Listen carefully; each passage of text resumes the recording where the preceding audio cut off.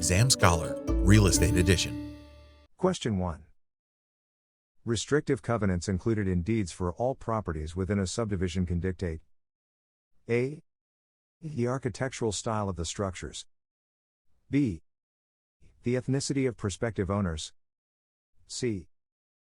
The gender of future tenants. D. None of the above. Answer. A. Restrictive covenants cannot violate any existing laws, and are therefore illegal if they do. The ethnicity and gender of any prospective occupant is protected under federal law. A restrictive covenant can dictate the architectural style. Question 2. If Mary really wants to purchase John's house, and tells John's agent that she is willing to pay $560,000 for it instead of the list price of $540,000, John's agent should A. Tell John because Mary told him not to offer that amount unless it is needed. B. Tell Mary that she will need to submit the proper paperwork for such an offer. C. Tell John. As John's agent, there is a duty of notice due to John and no confidentiality due to Mary. D.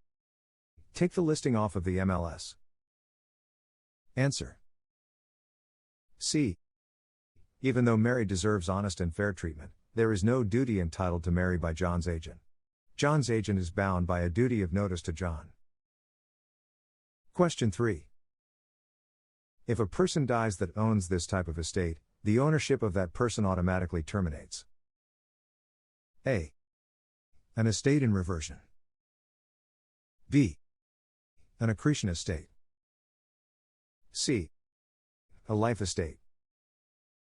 D. A lease pendens estate. Answer. C. Upon the death of a life tenant, the ownership in the life estate terminates. In addition, a life estate may be based on the lifespan of a third party. Question 4. In which of these circumstances is title to real property conveyed voluntarily? A. Eminent domain. B. Tax deed. C. A will. D. A certificate of title. Answer. C. A will is the only choice here that conveys title to real property voluntarily. The other choices, tax deed, certificate of title, and eminent domain convey titles to real property involuntarily. Question 5. A tenant looking to lease a property during a period of high inflation would most likely want to have a lease based on A. The cost of living index. B. The consumer price index. C. A tiered payment structure. D. A fixed rate. Answer. D. The tenant would most benefit from a lease that was based on a fixed rate during inflationary times. If the property manager based it on any of the other answers, the property manager could raise the rent as the market dictates. Question 6. As a buyer in a cooperative apartment, you will not receive A. A lease. B. Shares in the organization. C. A deed. D. None of these. Answer. C. A co-op apartment is personal property, not real property or real estate, and therefore no deed is given. Question 7. In order to have a legal and valid agency relationship, which of these is required? A. A valid real estate license. B. A passing of consideration. C. The passage of at least 48 hours. D. Mutual consent. Answer. D. Mutual consent is the only necessary option of the choices given to establish agency. The other choices are not part of the agency establishment. Question 8. A real estate agent should disclose any environmental hazards or conditions that could have an effect on the property except in which case? A.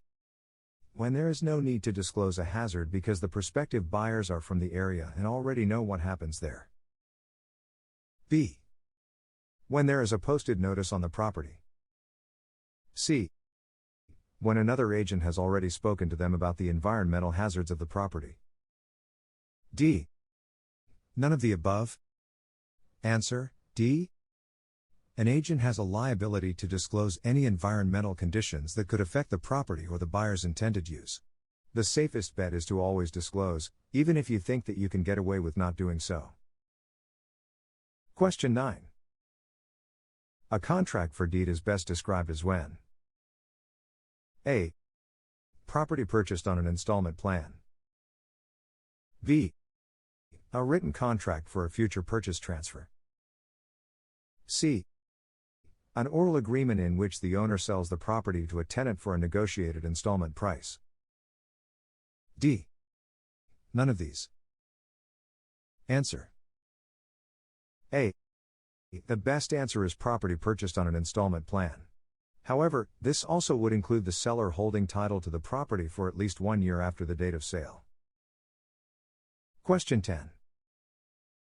In a loan closing, without the proper signature on the note, this is not created. A. Indebtedness.